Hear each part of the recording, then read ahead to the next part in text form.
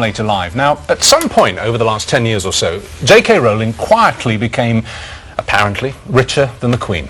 So is the woman who created Harry Potter now in the position to say, off with his head? And how has becoming one of the world's wealthiest people affected somebody who barely a decade ago was a single mother struggling on 70 quid a week in benefits? Well, we're going to find out now because J.K., or Jo, as she likes to be called, is giving us one of her incredibly rare interviews, and it's live. But first, a glimpse of the fruits of her extraordinary imagination. This year, Hogwarts will play host to a legendary event, the Tri-Wizard Tournament.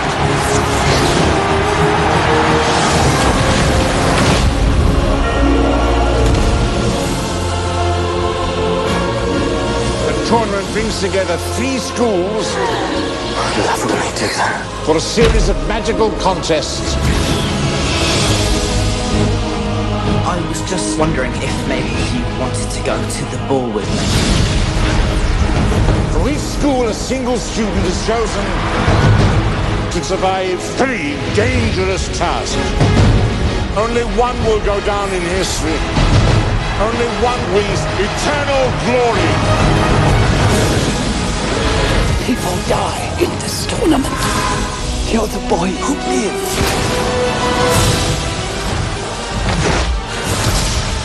Who are you? What do you want? The Dark Lord shall rise again.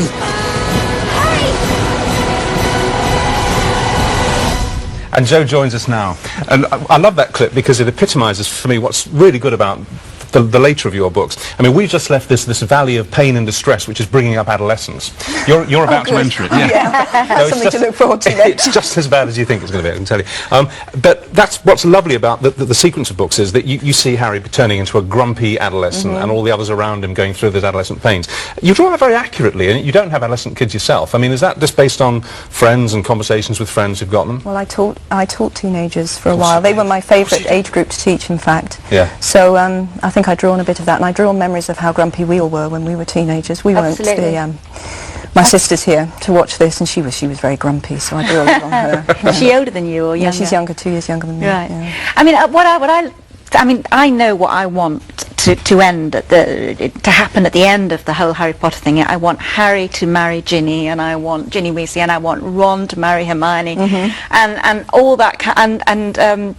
No, I don't. Yes, I do. I want Ron to marry Hermione. That's right. And I will be so upset if it doesn't happen. But of course, the last one at the moment is at the moment residing in your safe. Yeah. The final chapter is hidden away, although it's now changed very slightly. Is it? Yeah. One character got a reprieve. Oh, really? Yeah. But I have to say 2 die that I didn't intend to die. So much loved ones. Well, you know, a price has to be paid. We are dealing with pure evil, so they don't target the extras, do they? They go for the main characters, or I do. They don't care about the extras. You told your husband, obviously, you confided in him all things, and you told him... Well, not everything. Well, that would be reckless. Let's be honest, yes, that would be stupid. Yeah, come on, I'll take that back. No, but you did tell him which ones were for the chop, and apparently he shuddered and said, "Oh no, not that one." He did on one of them, yeah. Didn't he? Yeah. Listen, all the papers who've been promoting this interview today clearly want us to ask you, do you kill off Harry Potter? Which is a ridiculous question, because are you likely to say yes or no? I mean, obviously not. You couldn't possibly answer that. But have you ever been tempted to do him a little more harm than he's suffered? I mean, in the same way... He's been through it all. He's been through the mill. Every year of his adolescence and childhood, he's saved the wizarding world. And then no one believes him. Exactly. He spends his entire life saving the world, and then next term he's just back at school being bullied. Absolutely. And there's this great Harry Potter who's just sort of saved your entire school and all your skin. And everyone just thinks he's a bit annoying. I was dodging around the death word, because I know you can't answer that question, and I'm not asking that. But you know how Conan Doyle just got sick up to there with Sherlock Holmes? Yeah. So he pushed him off the cliff, and looking back falls. Have you ever? I'm not asking if you've done that, obviously, but have you been tempted to bump him off because he's become such a huge... No, I've never been tempted to kill him off before the end of book 7, because I always plan 7 books, and that's where I want to go. Right. I want to finish all 7 books. Yeah. I can completely understand, however, the mentality of an author who thinks, well, I'm going to kill them off because that means there can be no non-author written sequels, as they call them. So it will end with me, and after I'm dead and gone, they won't be able to bring back the character and write a load of... That never struck me before. I just thought it would free you of Well, him. I mean, Agatha Christie did that with Poirot, didn't she? That's she true. wanted to she wanted to finish him off herself. So you say you can completely understand it, but you're not going to commit yourself as to whether... Well, no, I'm not going to commit myself because not.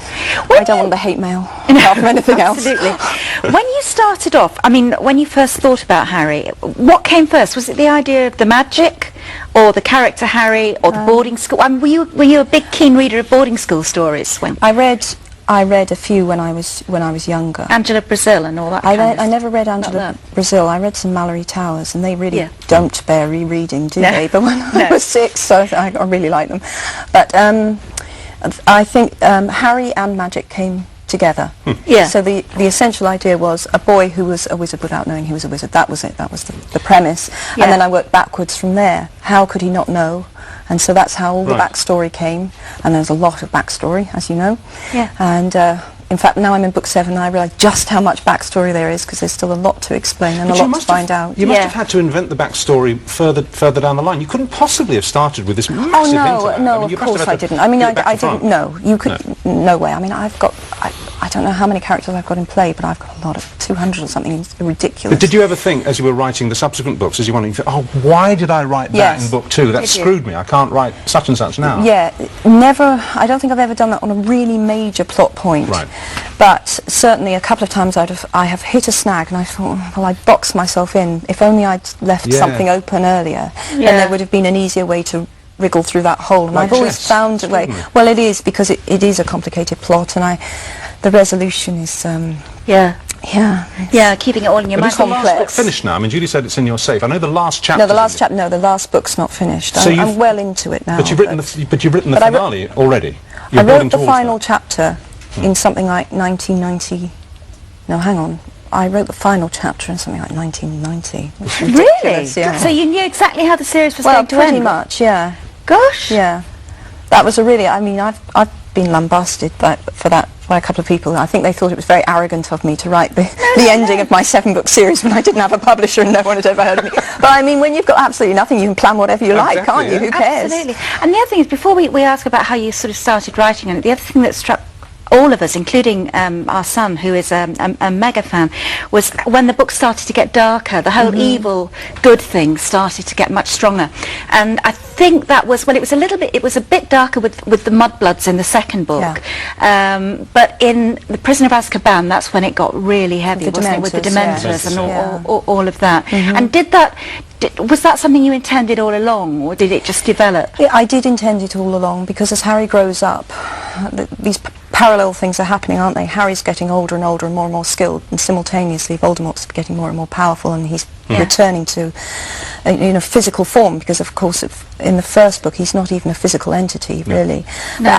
But I've always said, when people have said that to me, and I agree that the books have got a lot darker, Yeah. the imagery in the first book where Voldemort appears in the back of Quirrell's head, Yeah. I still think is one of the creepiest things I've ever written. Yeah. I It really is. do. It is. And also the image of the cloaked figure drinking the unicorn blood, this Yes. thing slithering across the ground, Oh, which yeah. they did very well in the film, Philosopher's Stone. I think those are very macabre images. So I don't think that you could say that from the first book I wasn't setting out my stall, really. I was saying this is a world where some pretty nasty things can happen. Yeah, I know that, but what I'm saying is what I started to see parallels with things like racism and Yes, apartheid definitely. and Well, genocide and all that absolutely, kind that was of very stuff. conscious that Harry entered this world that a lot of us would fantasise would be wonderful. Yeah. I've got a magic wand and everything will be fabulous. And Yeah. the point being, human nature is human nature, whatever special powers and talents you have. So he walks through, well, you could say through the looking glass, couldn't you? He walks into this amazing world, and it is amazing. Yeah. And he immediately encounters all the problems you'd think he'd left behind, but they're in an even more extravagant form, because everything's exacerbated by magic. You can run, but you can't hide, as they used to Definitely, say. yes. Yeah. You've talked about having a game plan of 7 books from the word go before you even had a publisher, and you must have been doing backhand springs of delight when the Philosopher's Stone got published. it I mean, was. any author to have their first book. Unbelievable Yeah, I moments, mean, yeah. what pleasure and optimism and You suffuse the could pretty glory. much say nothing since has come close. bet- no, actually, I bet- but that's testimony to what a moment of euphoria that was. Yeah. Well, when did the euphoria change to something To terror. well, no, maybe it was terror, but when did you, at what point in the books did you think, hold on, this isn't just a bestseller, this isn't just quite a nice series which I'm enjoying and the readers are enjoying, this is unprecedented. I mean, it's been said that if you put all the books that have been bought that you've written about Harry Potter end to end, they go around the world, around the equator, nearly 1.5 times, and we ain't finished yet. When did you wake up and think, this is historic? Because it is historic. I mean, you will go down in publishing history for probably the next 3 centuries. I honestly don't think of it in those terms, although I'd say for the first 3 books, I was in real denial. I really lived in denial for a long time. Yeah, totally. Yeah. And I think that's where my reputation for being somewhat The recluse. po-faced came from, because I was like a rabbit caught in headlights. And the only way I could cope was it's not really that big a deal, you know. And then but things keep on happening, and journalists start doorstepping you, and you know, you pick up a paper and there are casual references to Harry Potter. That's the freakiest thing, is that it permeates odd stories, and it becomes. That's more of an indication to me how big it's become than anything else. I remember there was a phase where I didn't buy the papers because it was becoming a bit strange to me, and I devour newspapers, and then it was Wimbledon. This is a few years back, and I thought, it's safe to read Wimbledon. Stop being so, you know, get over yourself. So I picked up this paper and I turned to this account of this match with Venus Williams, and they said, and I just saw Harry Potter staring up at me, and they were talking about bludgers, you know, the balls in Quidditch, and they were saying, because her serve was so powerful, it was being compared to a bludger with not much explanation. So there again, you know, but that was very cool. I mean, things like that are wonderful. That's the fame thing, and that's entering kind of the lexicon of sort of ordinary sort of dialogue between people and stuff, and what they call water cooler conversation. And that's not just to do with reading the latest book. It's a continuous thing with you now.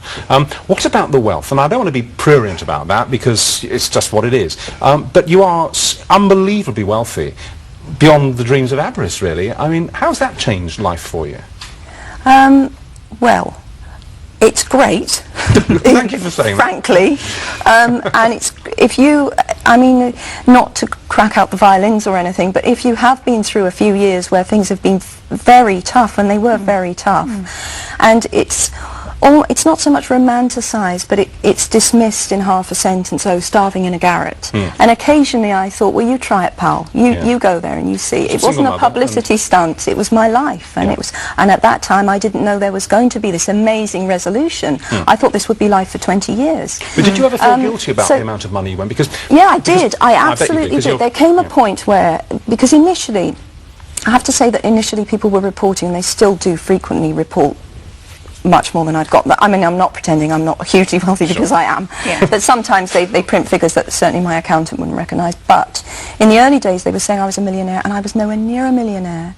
And so that's weird and mind-warping when you're used to counting every penny. 70 quid a week you were on before you got rich. So what was happening to you was that basically there were you, just the same as you'd ever been, writing this book that you've been thinking about and writing for ages, and suddenly it took off, just this one book, and then the next book, and then suddenly you kind of, you suddenly realised that this person, actually had taken on a life of her own, which wasn't you at all, and you were completely... I think that's completely accurate, and I think that you sit there thinking, but I'm still the same idiot I was yesterday, and suddenly people are interested in what I've got to say, and my response to that, I think, was to clam up quite a lot, because I did feel, like I said, I felt suddenly this light had been shone on me underneath my stone, and I found it was a time of real turmoil when I first became subjected to that kind of scrutiny, because I felt a loyalty to the person I'd been yesterday, and I didn't want to say, oh, it was dreadful, because it really hadn't been dreadful, you know. We'd been doing okay, and I'd been teaching, and my daughter would still say, I mean, said to me yesterday, in fact, you know, we were happy. So I didn't want to sit there and say, oh, it's all dreadful, and now it's fabulous, darling, because I've got a bit of money. And is your daughter, I mean, your two new ones are still too little, but Jessica, who's been with you there right from the beginning, really, and has she adapted to it okay? I mean, she's been phenomenal, and it hasn't always been easy for her, because, well, you can imagine your mother being J.K. Rowling. She's... But also, at one point, I remember her being pretty, metaphorically speaking, up against the school railings, tell us what the title of the next book really? is. Yeah, it's not Up terribly against the easy. school railings, doing By lots other of- children, Yeah, you know, absolutely. trying to get titles out of her and things. Yeah. But she was amazing. She was Yeah. very cool. And what about, it's not so much to do with the wealth. Well, it might have been actually, but certainly the fame thing. Before you met your lovely husband, you're incredibly He is a happy with lovely him. husband. Yeah, no, I've seen pictures of rock star looks with him. Before that, the There he dating, is. yeah. There he is, right now. Between the relationship which led to your lovely daughter and him, there was this period where you found this immense wealth and success, and you've said that dating was really tricky, really hard. Was that because you expected guys to be coming on to you because of who you were? Well, it and what wasn't so much that. To be perfectly honest with you, dating is just tricky if you're a single mother. That's it. And the other business was a vaguely complicating factor. But by the time you've got a babysitter, it is the reality of life was. And I mean, I didn't have a nanny for quite a long time. Yeah. I didn't have properly organised childcare because I think I was just, again, I was in denial about it, that I needed it. And then there came a point where I clearly needed it. I couldn't cover all my professional obligations, Right. even though I was You trying wanted to to keep them say, minimal. I can cope, I can yeah, handle I this. Yeah, did, yeah. which is very much in my personality, to pretend I can cope with things and not ask for help Oh, all right, until I've So kind cracked up a bit. looking at where you are now, I mean, personally as well as career-wise, professionally and all the rest of it, you're in a very good place, touch Yeah. wood. I mean, if there's I any am. wood round here to touch, Yes. but yeah, because you're very happy, you've got a lovely family, I'm and really lucky, and You- I think that every day. I swear, every day I think how lucky I am. great. Just looking at the constant theme, we're going to take a break in a couple of minutes, but then you're back, and we've got some children here with questions. But before they arrive, so, as you've said yourself, the theme really of the books is death, isn't it? Yeah, largely. Largely. It's a hugely powerful theme. And you were writing the first one when your mother died at 45, and you were very close to her. Had you envisaged that death would be such a powerful theme before her death, or did it inform that sense of Yeah, loss? I mean, definitely informed did it. it? Yeah. In the first draft, I'd only been writing Harry for 6 months before she died. And in the first draft, I really finished off his parents in quite a flippant way. And then Mum died. And I just couldn't. I couldn't finish off his parents in that flippant way. I No. couldn't. Not now knowing what it felt like to lose a parent. So that's why Harry's That became very parents different. maintained this presence They do maintain in the photographs. and in the mirror, of course. and in the mirror, yeah. And when you wrote that, I wouldn't be surprised if you were to say that you perhaps shed a few tears when you wrote those sequences, when Harry sits in front of the mirror, lost. That's in the my favourite reflections of his chapter in the parents. first It's book. a lovely chapter. It's a lovely chapter. It's one of my favourite chapters in the whole series. That's what's so reassuring about the books, because they are, I mean, you know, they do deal with straightforward evil and death. You always seem to leave a thread somewhere, even though they're inside. I mean, I love all the headmasters, the past headmasters and teachers I in like their that, little yeah. frames. Well, I tell you what, just to end kind of this particular section, but I always loved that. What was his name? What was the one who was always putting his hair in curlers? The professor. Gilderoy. That's right, yeah. Yeah, I love that, the idea of him, you know, in the evenings sitting in this thing, taking his curlers out and putting them in and everything. So there's a great deal of humour in the book as well, and presumably that's just part of your character. I mean, that's how you Yeah, I always think so. You wouldn't always imagine it the way I'm described, which is the old curmudgeon. But yes, I think so. Yeah. Yeah. Well, as you say, the last chapter is in the safe. You're tidying up the rest of the manuscript, but this is the last of the books. That's it. That's Yeah. 7. it's Well, I've gone. always said that I might do a kind of encyclopedia of the world for charity. Okay. Just to round it off. But that's not the same as the No, creative. absolutely not. No, it's not the same as a story. Can you live without Harry? Well, I'm going to have to learn. It's going to be tough. Why not extend it to 9 then? I mean, seriously, why stick to the 7? I mean, is it just too much to ask? Because I think that you've got to go out when you've... You've done it. Yeah, you have. I admire the people who go out when people still want more. You know, and that's what I want to do. But I'm also told, well, actually, I read this in Tatler.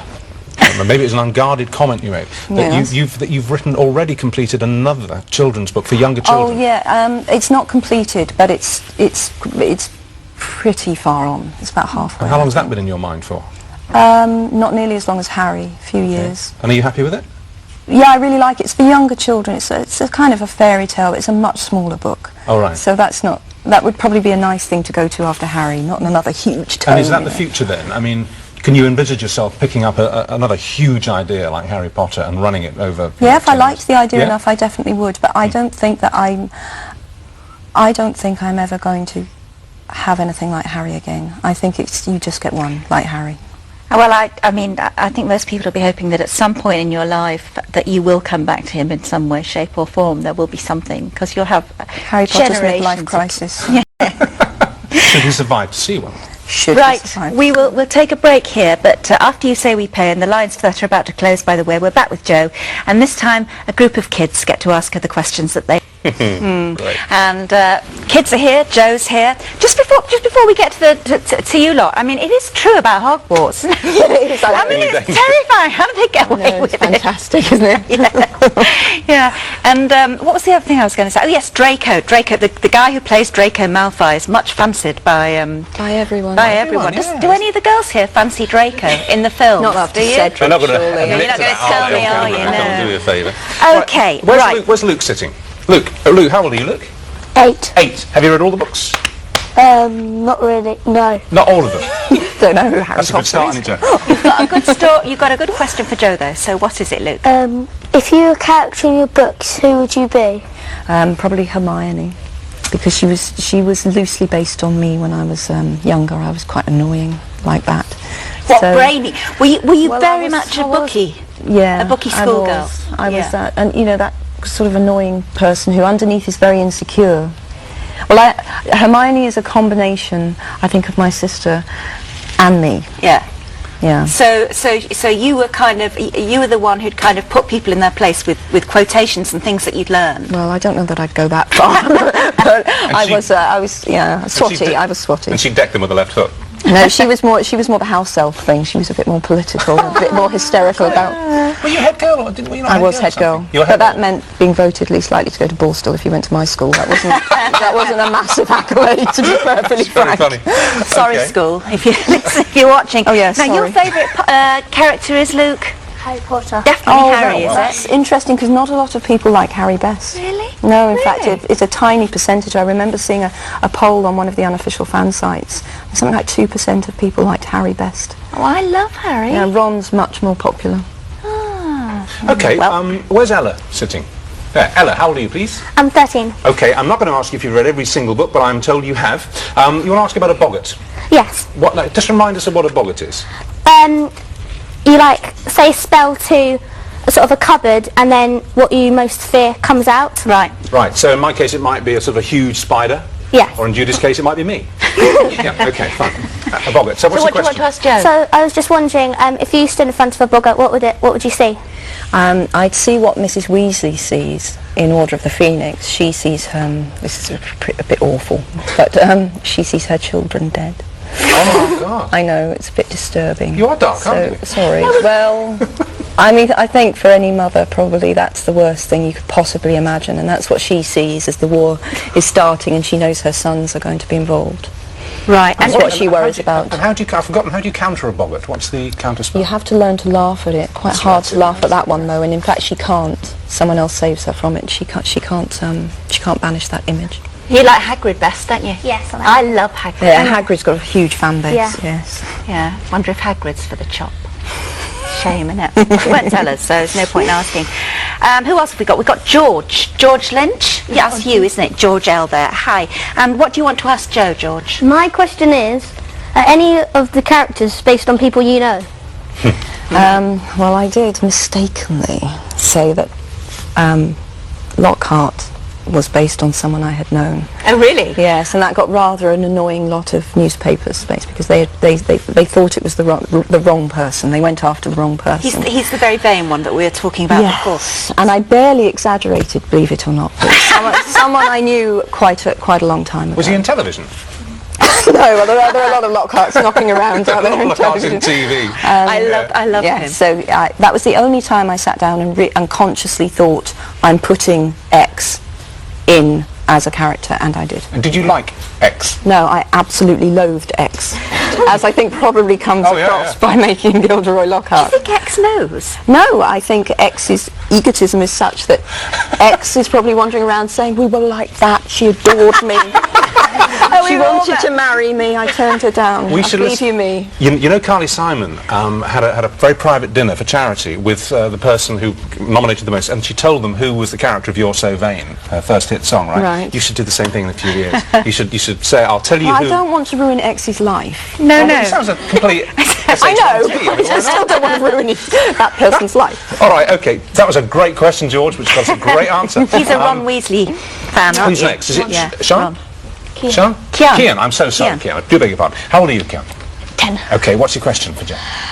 After Harry Potter, what are you going to write next? Well, I kind of answered that before the break. I think I will finish another book for children, but younger, slightly younger children that I've got knocking around. So It's a shorter I quite book, you like say? that. Much Yeah. shorter, yes. And will you be really sorry when the last book comes out of Harry? You I will followed him. too. I will. I'm going to really, really miss it. Yeah. And Ellie? Not Ella, but Ellie. Hello, Ellie. You're 13, aren't you? Yeah. Okay, what did you want to ask Jo? Who did you write Harry Potter for? Was there someone special that inspired you? Or Good question. It is. I wish I could say something lovely in response, but it was really me. It was just something that I really wanted to write. When I had the idea, I thought that would be such fun to write, and it has been.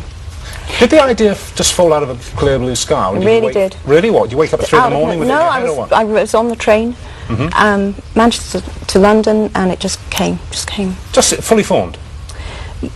Pretty formed, Yeah, it's, you know, I keeps mean, you not to the stay. whole... Yeah, of course not. But, yeah, the essential idea came, and then we were delayed, and I just kept adding bits in my mind, and by the time I got off the train, I had a lot there. Yeah. I really had a lot. I love the puns are great, like Diagon Alley. Don't you love that Diagon Alley? I like that. Yeah, it's great. And hang on, Juliet. just one more quick question on that. Oh, damn, it's out of my head now. Go to Juliet and I'll think it back. Okay, Juliet. And have you always wanted to be an author? Always, since literally as soon as I realised that books didn't just, you know, pop up out of nowhere, that people made the stories. I've always wanted to do it. I can remember being extremely young and copying words without knowing what the words meant. So I think it's just innate. I just wanted to do it. You loved words, yeah. I know And what the question... Sorry, Judy. you wrote when you were about 5 or 6 and you used to write little tales. That's right. Yeah. Yeah? I know what the question was. You obviously, because of the penury that you lived in that initial period, you were writing, we know, famously in cafes to keep warm and while the baby was asleep in the pushchair and stuff. You still write in cafes? You found your muse I still? won't be saying where I go. No, I wouldn't funnily ask you enough, that. No, but you do. no. What, Yeah. just to get the buzz, the vibe that you I found think then? it's habit. It's now so deeply ingrained. I write best. Okay. Fascinating. We have who hasn't asked a question? Aaron, Nathan and George. So okay, Aaron, very quickly, what's yours? Was it hard to think up the rules of Quidditch? I did it all in about half an hour after a row with my then boyfriend. And I think that's where the bludgers came from. Okay, and Nathan? What inspired you to make such creative animals? Well, some of the animals I make up, like the blast-ended scroots, are all mine. But many of them exist in folklore and mythology, and I've twisted them a bit to suit my own ends. There's not a lot on hippogriffs if you go looking, but I just created my own hippogriff. And George, you're the only one left, but tell us your favourite character. My favourite character is Hermione. Hermione? No, Yeah, you I are the love first Hermione. boy I've ever met whose favourite character was Hermione. Really? Really? But did you like her before Emma Watson started playing her? No, fancy Emma Watson, in fact, you like Emma Watson. A lot of people I don't blame you. do. Harry Potter and the Half-Blood Prince is now out in paperback. We're so glad you came on. Thanks a lot for doing you that. so It's been a much. pleasure talking to you. Thank you. Thank you.